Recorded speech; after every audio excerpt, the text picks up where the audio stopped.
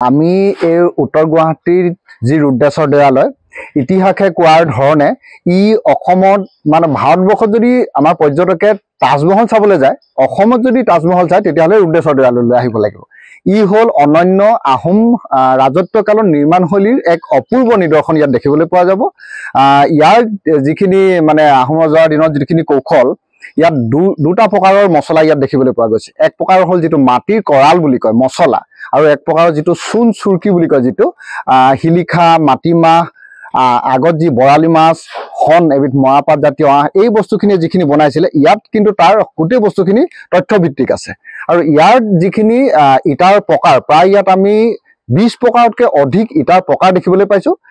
ইয়াৰ যিখিনি ইটাৰ মানে গঠন প্ৰণালী, আৰু আমি যিহেতু এতিয়া ইয়াত সুৰংগ দেখা পোৱা গৈছিলে, সুৰংগবিলাক যিহেতু জইন কৰিছে, যিটো আহোম বুৰঞ্জীয়ে কয় যে গঠিয়া শিল আৰু লঠিয়া শিল, ইয়াত যি বস্তুটো আমি ইটাটো যিটো জইন কৰিছোঁ ওপৰত যিটো জইন কৰাটো কৌশল, সেই বস্তুটো হ'ল আপোনাৰ এইটো গঠিয়া ইটা বুলি কোৱা হৈছে।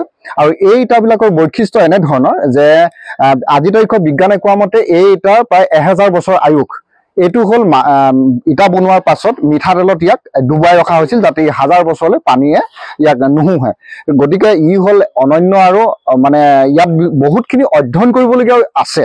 গতিকে আমাৰ পৰ্যটক বুলিয়ে নকওঁ বা আমাৰ কোনোবা যদি গৱেষকৰত ছাত্ৰ বা ছাত্ৰী আহে এই দৌল দেৱালয় বা উত্তৰ গুৱাহাটীৰ এই অঞ্চলটোত ৰুদ্ৰসিংহ স্বৰ্গদেৱে প্ৰায় 7.5 লাখ সৈন্য লৈ বংগদেশে আক্ৰমণ কৰিবলৈ ইয়াত গোট খাইছিলে। গতিকে ঐতিহাসিকভাৱে এই অঞ্চলৰ গুৰুত্ব বহুত বেছি আছে আৰু পৰ্যটন বিভাগৰ ক্ষেত্ৰত অনন্য বুলি ক'ব বিচাৰোঁ আমি। ৰুদ্ৰেশ্বৰ দেৱালয়ৰ যি এক নিৰ্মাণ শৈলী সেয়া অতিকে ইউনিক হয়। আমাৰ নৰ্থ গুৱাহাটীতে এনেকুৱা মানে যিটো কনষ্ট্ৰাকশ্যন সেইটো বহুত কমেই দেখিব পোৱা গৈছে, যিহেতু ইয়াতে এটা একদম আণ্ডাৰগ্ৰাউণ্ড টানেল আছে। আৰু যিহেতু এইটো মন্দিৰ বুলি আমি জনাত আমি মন্দিৰ বুলিয়ে গম পোৱা গৈছে, গতিকে মন্দিৰৰ তলত এনেকে একদম প্ৰদক্ষিণ পথটো এজ এ সুৰংগ দেখা পোৱা নাযায় মানে।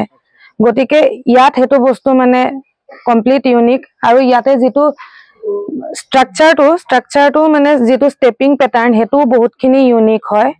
সেইটো হৈ গ'লেতো আমাৰ হেৰিটো আমি যিমানখিনি পাওঁ আমি ভালকে কৰিব বিচাৰি আছো আৰু যিমান ঠিক হয় মানে।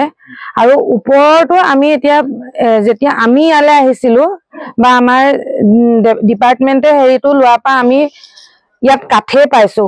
ওপৰৰ যিটো ষ্ট্ৰাকচাৰ আমি অৰিজিনেল ষ্ট্ৰাকচাৰটো এতিয়ালৈকে দেখা নাই। গতিকে আমি এতিয়া কাঠেৰে বস্তুটো ওপৰৰ যিটো এক্সটেনশ্যন হ'ব, কাঠ আৰু পেৰিছেবল মেটেৰিয়েলেদি আমি বনাম।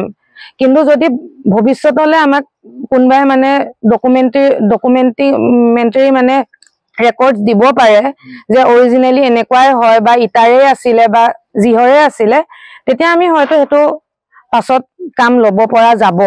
খালি সেইটো কাৰণে আমাক ডকুমেণ্টেৰী ৰেকৰ্ডছ লাগিব।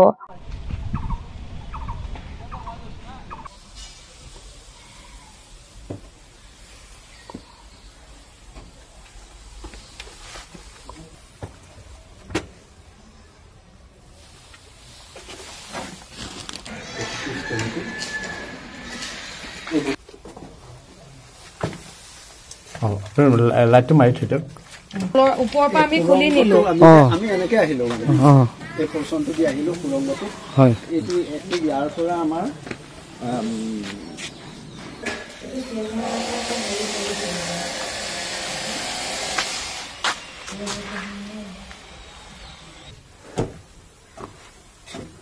এইখিনিলে আহিলে গম পাব। বলক।